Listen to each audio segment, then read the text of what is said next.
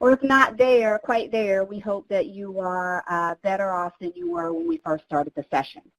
So we're going to kick off with the agenda, and I'll let you know a little bit about what it is that we're going to cover. First things first, we'll go over a few rules. We'll also talk about the retirement of the legacy PDF application package. We'll talk about the benefits of Workspace, and then we'll get into the fun part with a live demonstration of the Workspace, and we'll go over and we'll leave a little time at the end for question and answers and feedback from those of you who have joined us today.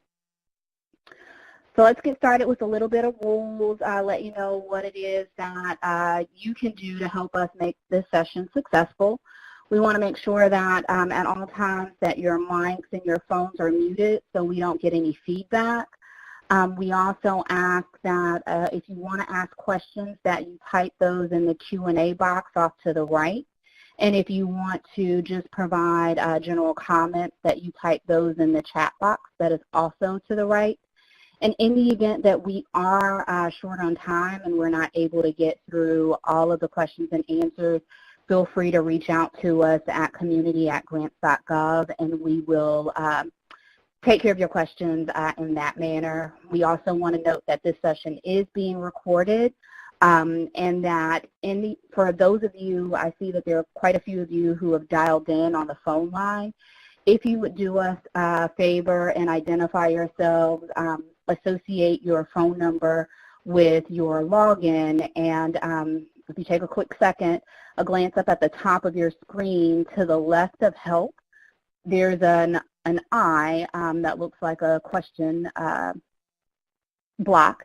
And if you click on that I, it will take you to a screen that says dial in details. If you click view info, there it will tell you how to associate your phone number with your login, and we just want to make sure that we capture that so we'll know who's dialed in and who's joining us for today's session. With that being said, don't forget, if you have questions, feel free to ask them anytime in the chat box. Mute your lines, and we will have a good demonstration and discussion to follow shortly. So I'll kick it over to Kavitha and team to get started on the demo and talk a little bit about the retirement of the legacy PDF package. Thank you, Nicole. Let's take a short poll before we proceed to the next part of our webinar. You will be presented with a question shortly. Please take a few seconds to answer, and we will take look at the results shortly after that. It looks like some of you have used Workspace before, and as Nicole said earlier, hopefully this webinar will be helpful and you will be at a better place than when you started off. Our legacy PDF application package has been Grants.gov's primary application method for over a decade now.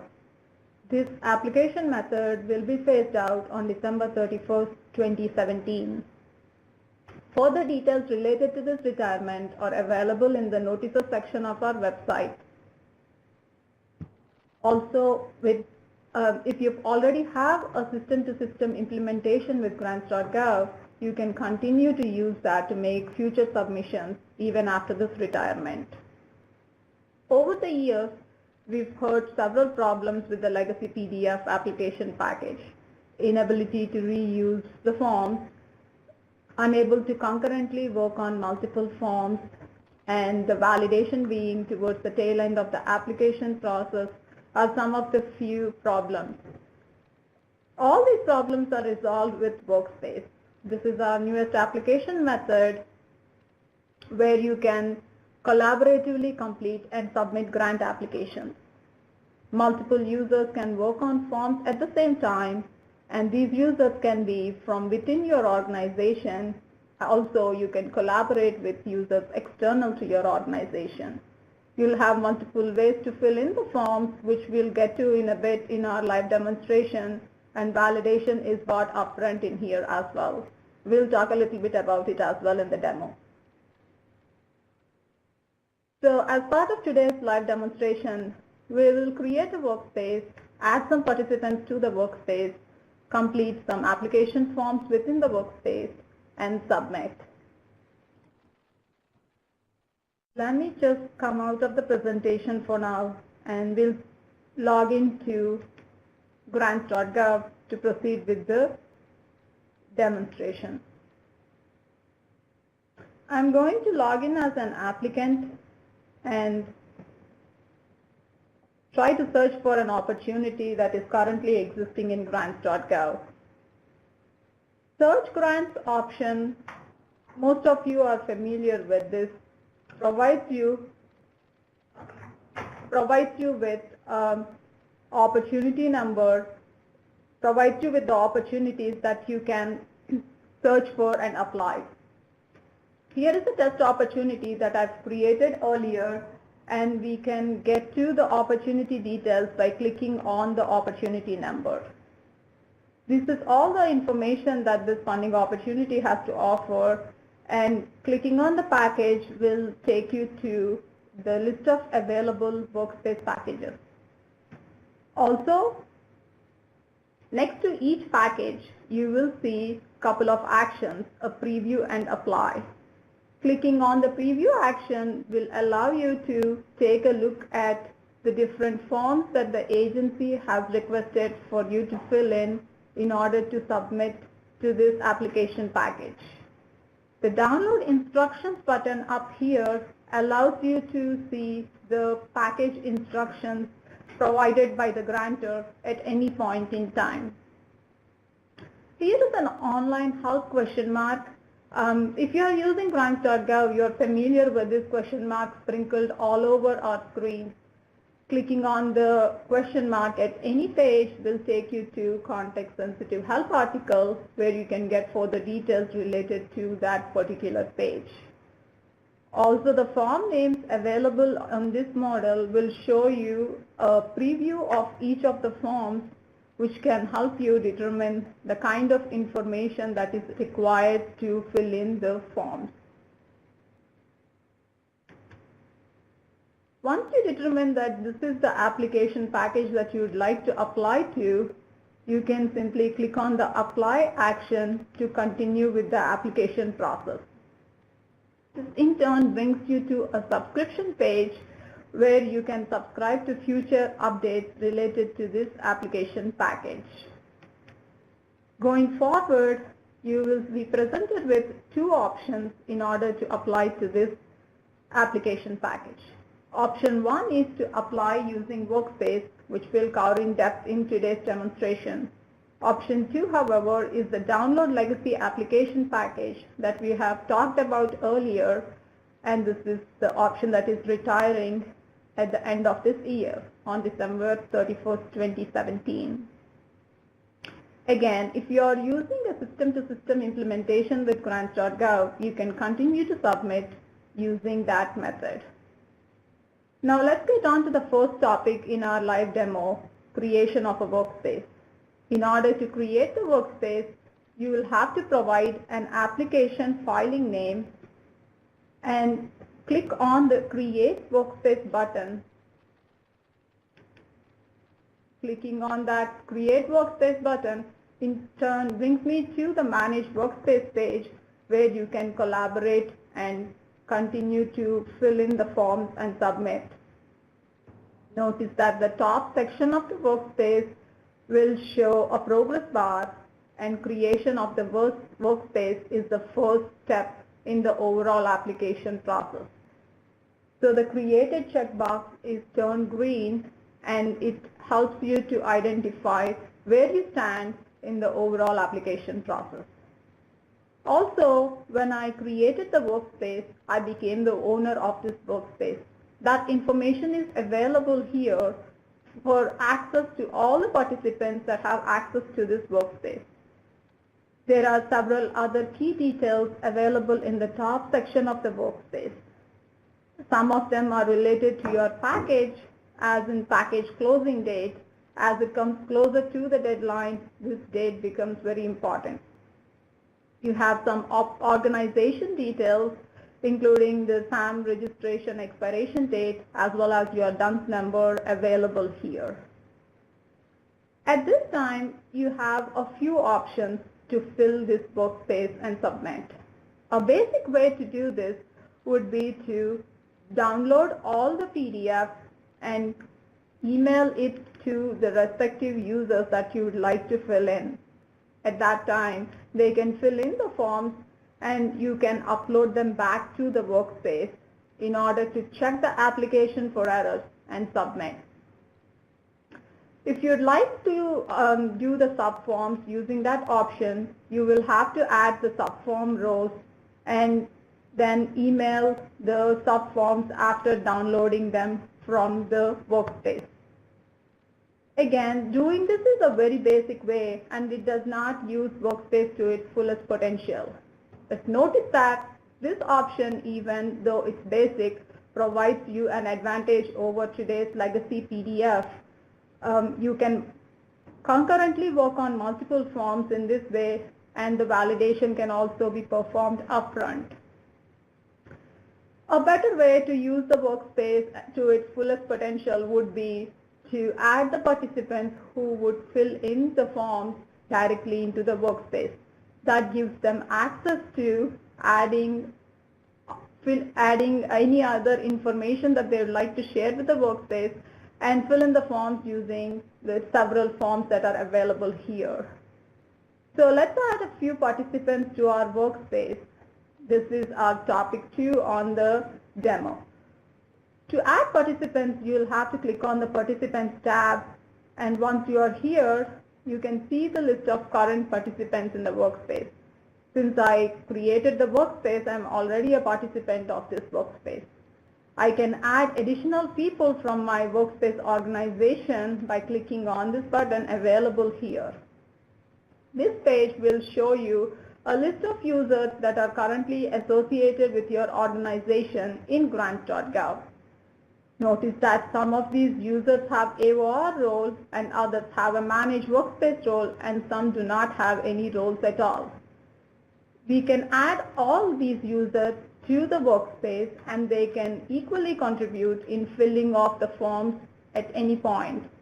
However, the submission of the Workspace can only happen by the person who has the AOR role. Once I save the participants, you can see them available in the Workspace participant list.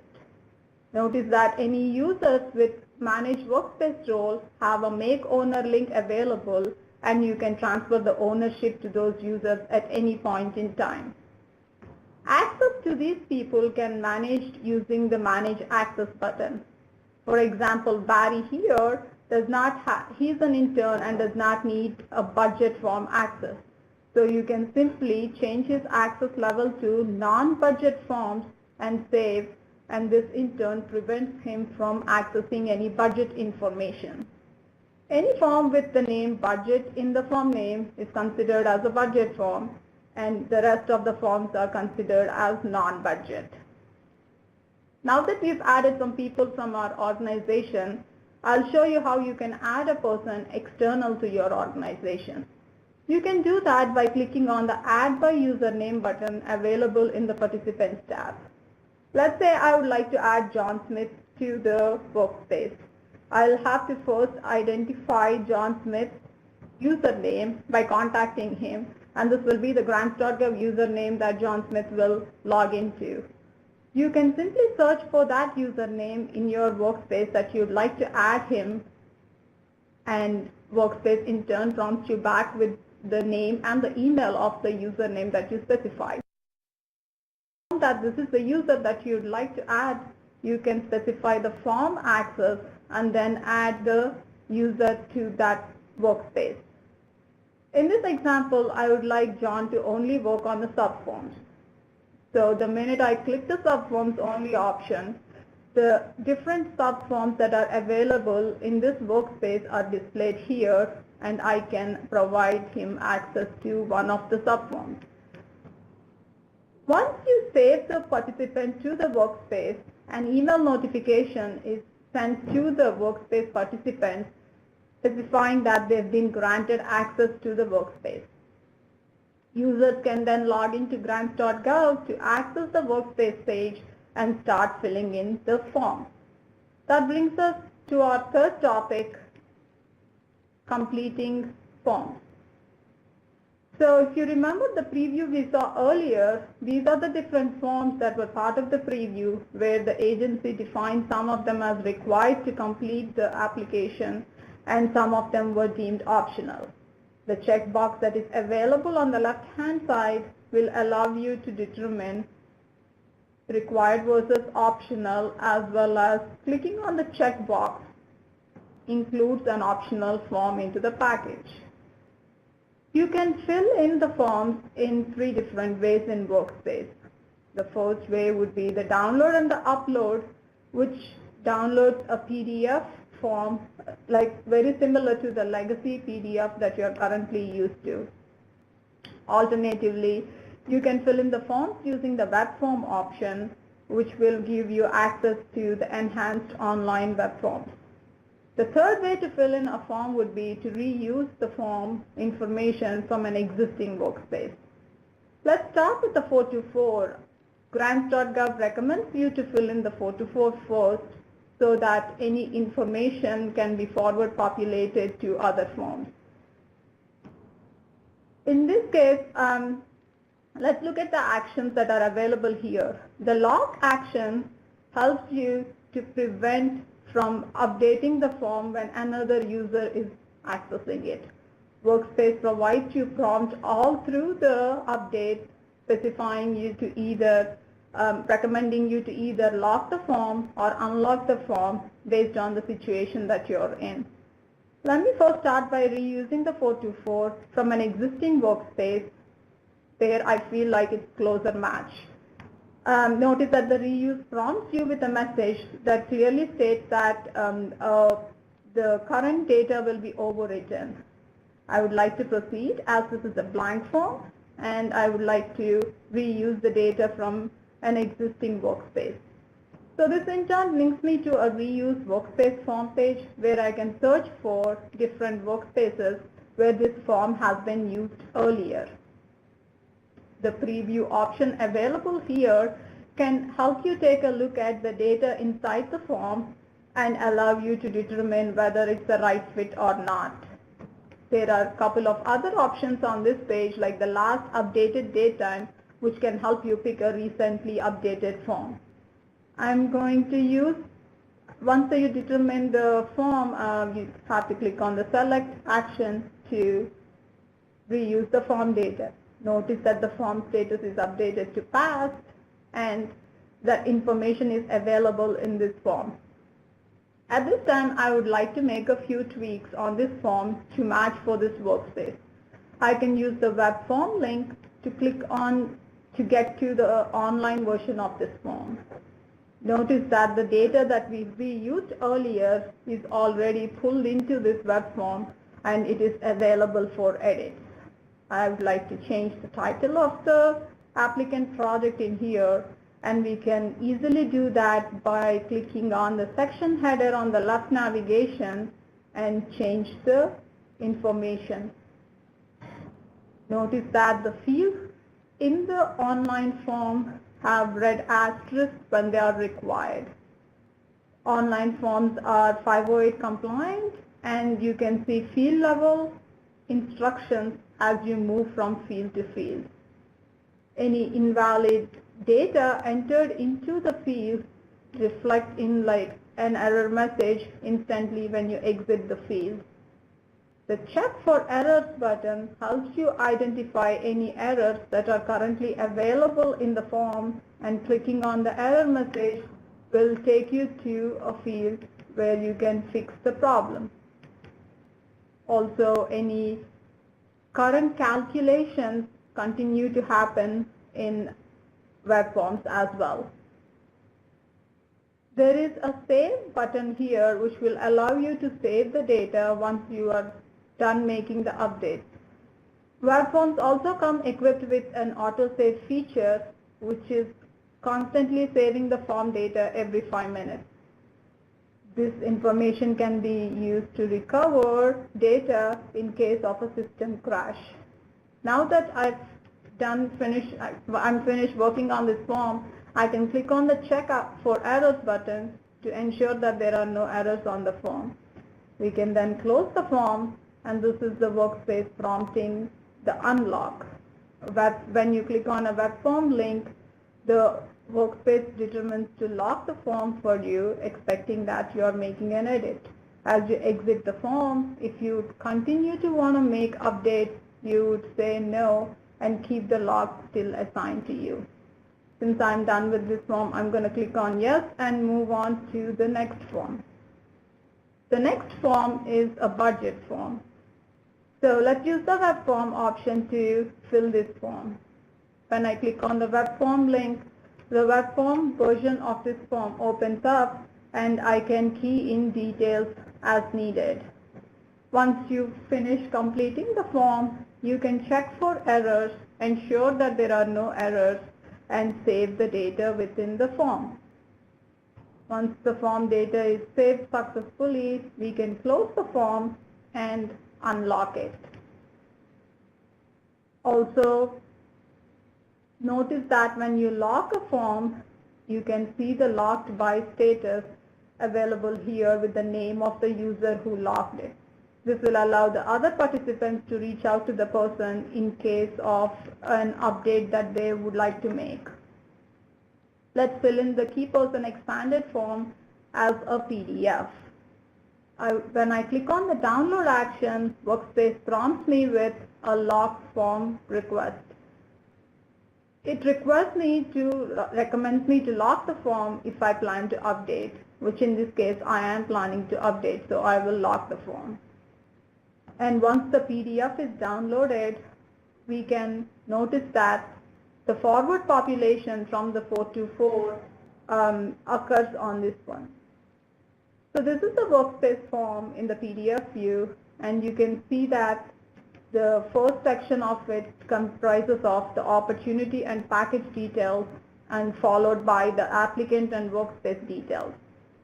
So the PDF has the forward population already established with data from the 424. At this time, I see that there is a required field, and I can add a bio sketch for this particular form, save this information, and then upload it back to the workspace. Once I save the form, I can come back to the workspace and click on the upload action in order to upload the form. You simply choose the form that you'd like to upload and click on the upload button to start the upload process. Upload continues to run additional validation at this point to identify any attachments with inconsistent file naming convention or virus scans. Also, I will be prompted with the unlock option in this case. So the final sub-award form, we can try reusing it from one of the existing workspaces and see how the data flows into the subforms.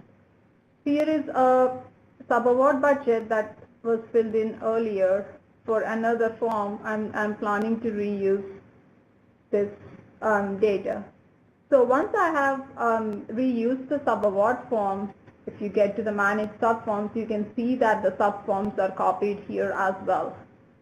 Also, the view subform participants will allow you to see that participants that are currently having access to these subforms. Notice that Barry is not in this list, as we specified that he would only have non-budget access. Clicking on the web form link at this time will help you get to the web form version of the budget form. Notice that the left navigation is heavily enhanced in order to show you different budget periods, and you can get to every section easily. The budget justification can always be accessed, as well as the cumulative budget, providing you the totals of the fields. I'll check for errors at this time, and since there are no errors, I can simply close the form and unlock it. At this time, now that all the validation within the form is complete, we can use the check application button available at the top to perform any workspace level checks on this form. No errors were found, and hence we seem to be doing okay. Clicking on the Preview Application Forms button will show you a preview of all the form data that we have filled in so far. This preview again includes preview of all the forms in the workspace up until this point. However, clicking on the form name would help you to get the preview of just that form in particular. This preview application PDF can be downloaded and routed around for review or approval processes.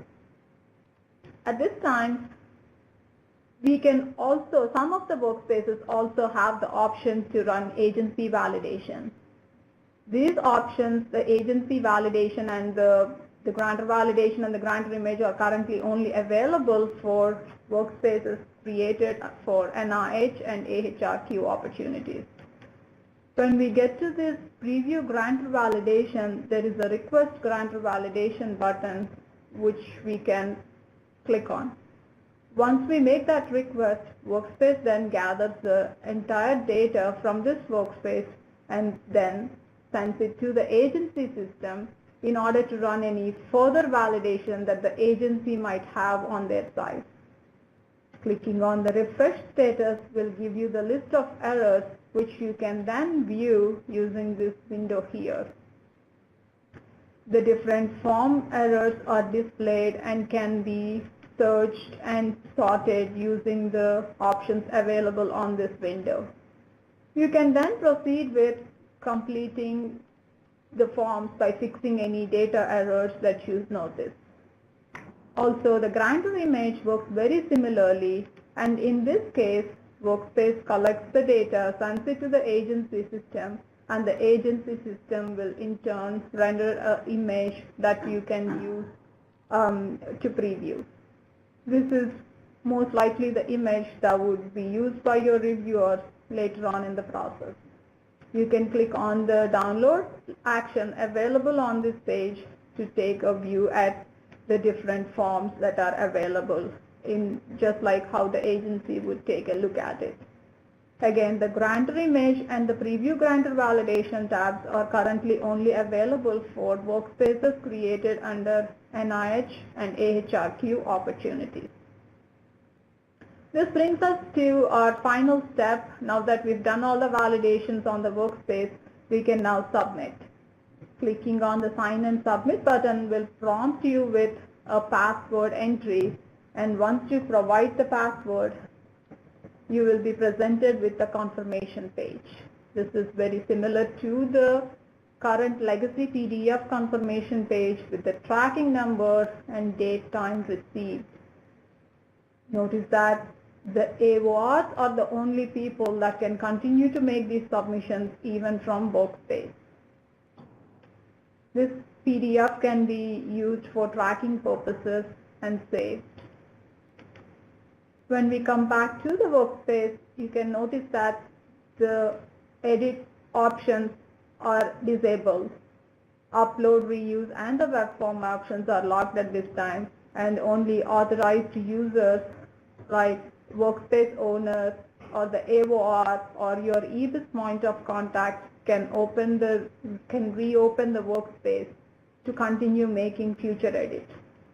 This can then be used for any additional resubmissions that need to be made from this workspace. The Details tab on the workspace provides you with package details and contact information of the grantor, the POC that you might want to contact in case you need it. Also, the submission that we've made earlier is provided in this list. Clicking on the Details action will show you the list of forms and the attachments that were used in this application. The download action can be used to download the zip files that the agencies would receive later on in the process. All the actions that we perform in the workspace are captured in the activity log, the who, what, and when, all of it. There are several resources that are available for Workspace, including the online question marks at every point in the workspace. There are applicant resources under the applicant section of our website with Workspace overview, showing many details. The workspace process image guides you through the step-by-step instructions of creating the workspace and continuing with the process. The question mark icon takes you back to the online help, and the training videos are available here as well. Also on the workspace overview page, you will notice another image, the workspace roles. When you get to this page, it talks about the different roles that are available in the workspace and the users and the super users that have access. It also includes a cheat sheet of all the actions that can be performed in a workspace and who can perform it and what type of role and access do they need. At the end of this web page, you will see a training video which goes in depth into each one of these roles.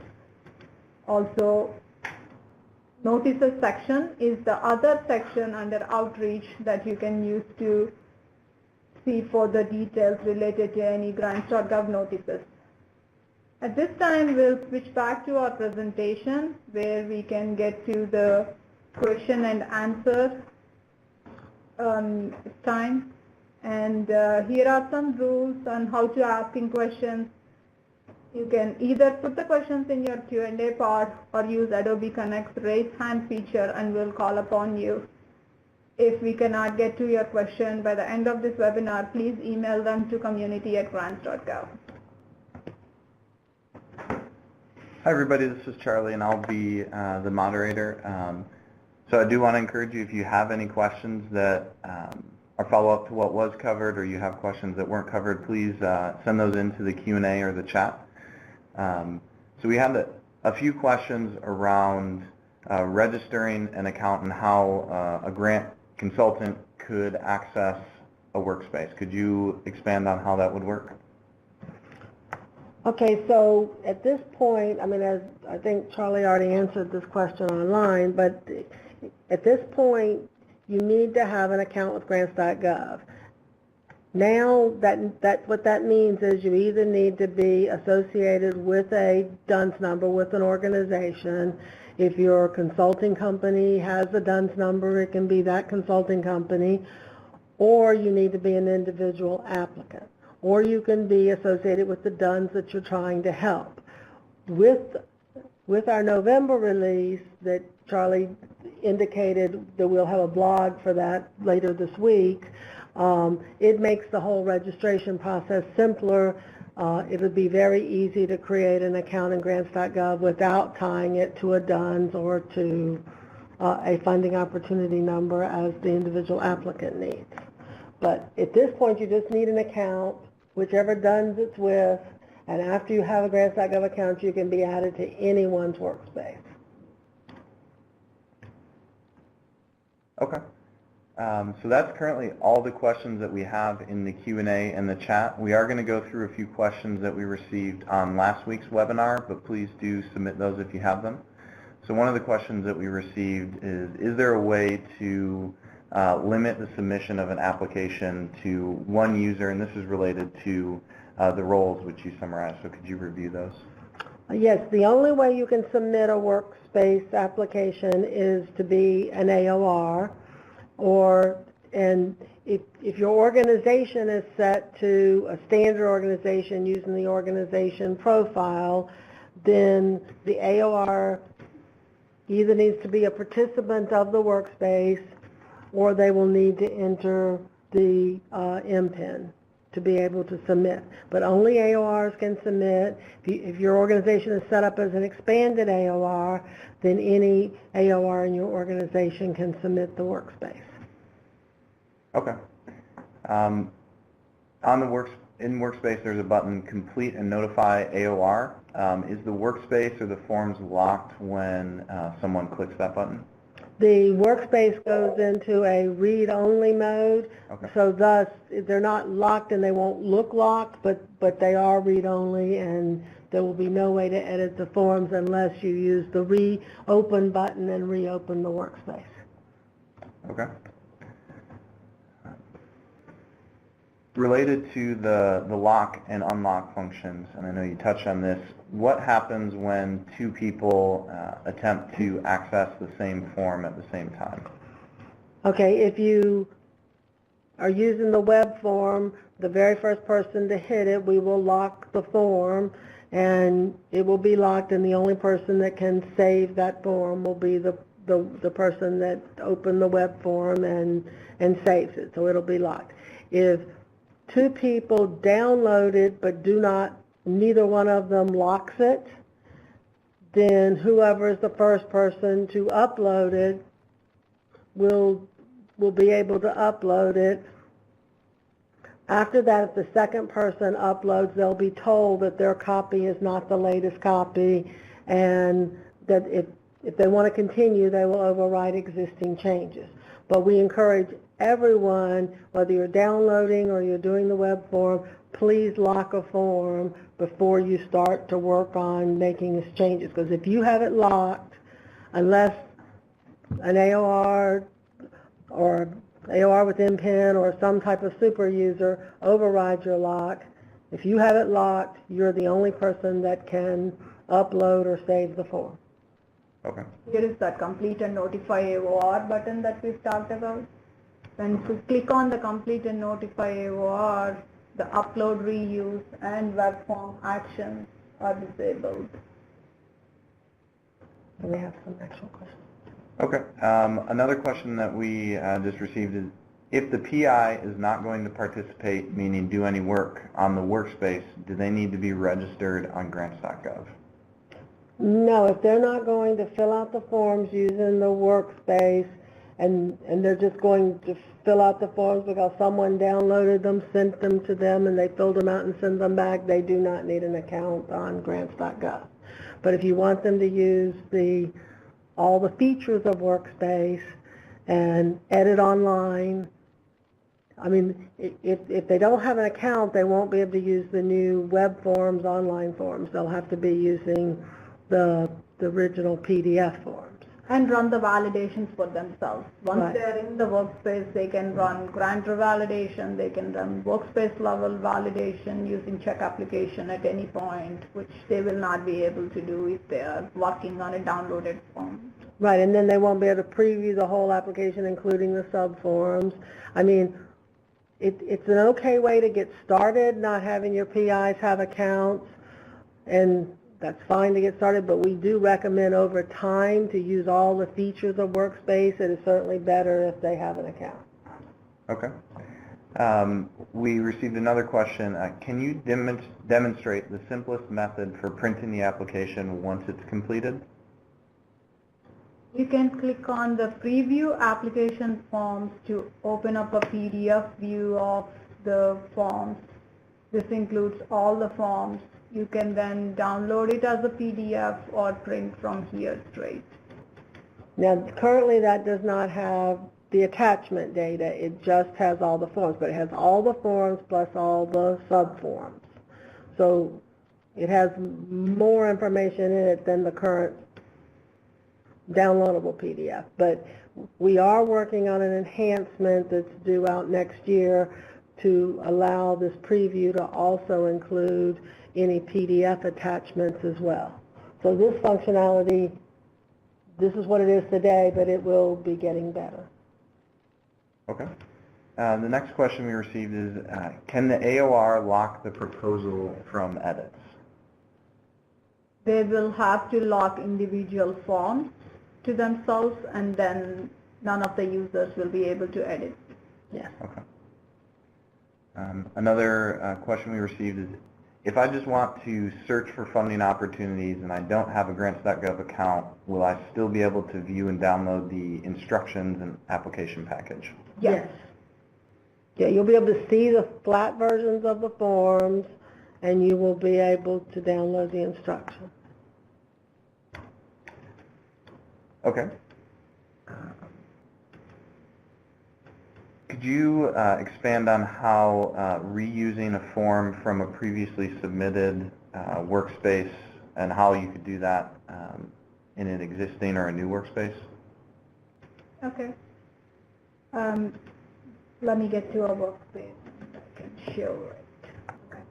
Once you click on the reuse action, you'll be taken to a reuse workspace page where you can then search for any workspaces that have that form. So again, this will bring out any workspaces that this user currently have access to. It could be the same DUNS or a different DUNS, and you can then click on the preview as well as to take a look at the data inside the form. And once you feel comfortable, you can actually click on the select action in order to reuse the information from that form into the current workspace. So this is a copy from a source form into a target form, and any changes you make to either one of these forms will not affect the other after you make that change. Okay, thank you, Kavita. So that, it looks like we received one more question. Do you need to add the AOR as a participant, or are they automatically linked to a workspace if a creator is registered with an organization? Okay, let's go to the organization profile page, and we'll show you. If your organization is set up as a standard organization, then the AOR needs to be added as a participant. If your organization is set up as expanded AOR, then any AOR can submit without being added to the workspace. And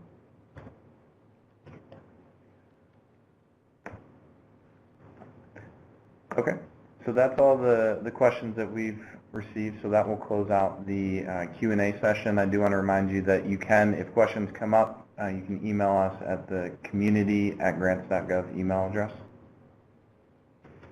Okay, at this time we can switch back to our presentation. Here is our contact information. If you have any general questions, feedback, or concerns about Workspace, please contact us via email at community@grants.gov. But if you're having an issue with completing your Workspace application as you're applying to a federal grant, please contact the Grants.gov support center at the information provided here.